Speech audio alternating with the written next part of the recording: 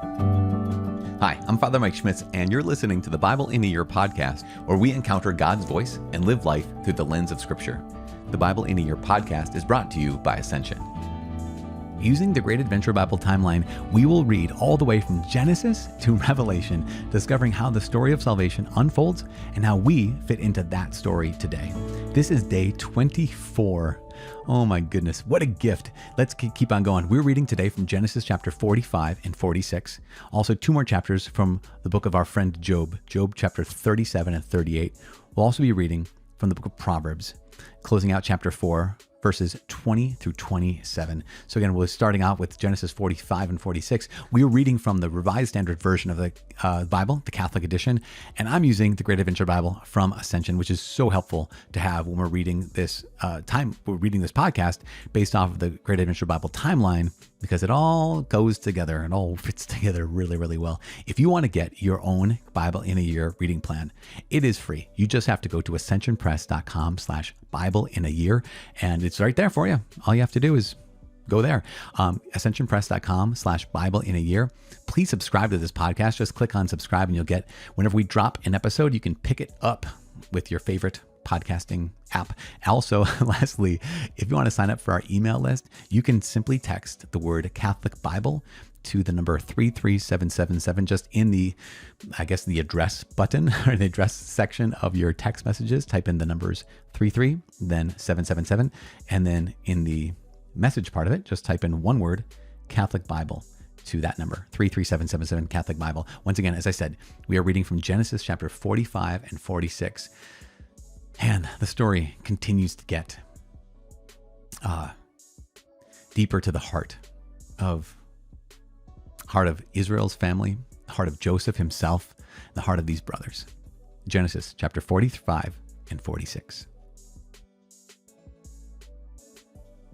Then Joseph could not control himself before all those who stood by him, and he cried, "Make everyone go out from me." So no one stayed with him when Joseph made himself known to his brothers, and he wept aloud, so that the Egyptians heard it, and the household of Pharaoh heard it. And Joseph said to his brothers, "I am Joseph. Is my father still alive?" But his brothers could not answer him, for they were dismayed at his presence. So Joseph said to his brothers, "Come near to me, I beg you." And they came near, and he said, "I am your brother Joseph, whom you sold into Egypt. And now, do not be distressed or angry with yourselves because you sold me here, for God sent me before you to preserve life.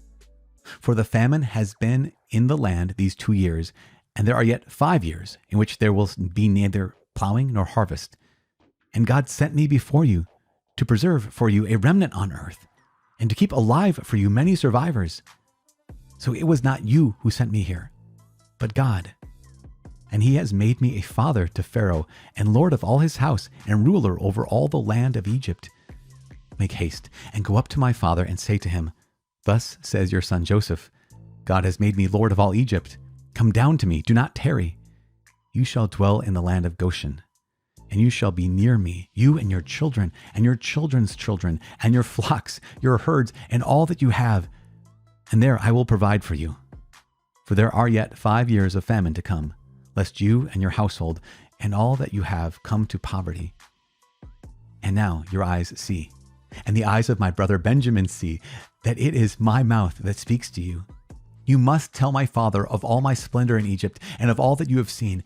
Make haste and bring my father down here." Then he fell upon his brother Benjamin's neck and wept. And Benjamin wept upon his neck. And he kissed all his brothers and wept upon them. And after that, his brothers talked with him. When the report was heard in Pharaoh's house, "Joseph's brothers have come," it pleased Pharaoh and his servants as well. And Pharaoh said to Joseph, "Say to your brothers, do this, load your beasts and go back to the land of Canaan, and take your father and your households and come to me, and I will give you the best of the land in Egypt, and you shall eat the fat of the land. Command them also, do this, take wagons from the land of Egypt for your little ones and your wives, and bring your father and come. Give no thought to your goods, for the best of all the land of Egypt is yours."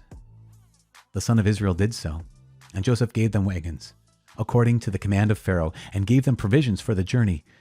To each and all of them he gave festal garments, but to Benjamin he gave 300 shekels of silver and 5 festal garments.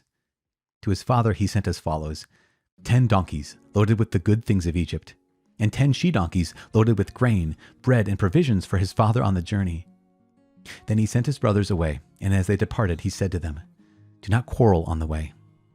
So they went up out of the land of Egypt and came to the land of Canaan to their father Jacob, and they told him, "Joseph is still alive, and he is ruler over all the land of Egypt." And his heart fainted, for he did not believe them. But when they told him all the words of Joseph which he had said to them, and when he saw the wagons which Joseph had sent to carry him, the spirit of their father Jacob revived. And Israel said, "It is enough. Joseph, my son, is still alive. I will go and see him before I die." So Israel took his journey with all that he had and came to Beersheba and offered sacrifices to the God of his father Isaac. And God spoke to Israel in visions of the night and said, "Jacob, Jacob." And he said, "Here am I." Then he said, "I am God, the God of your father. Do not be afraid to go down to Egypt, for I will there make of you a great nation. I will go down with you to Egypt, and I will also bring you up again, and Joseph's hand shall close your eyes." Then Jacob set out from Beersheba, and the sons of Israel carried Jacob their father, their little ones and their wives, in the wagons which Pharaoh had sent to carry him.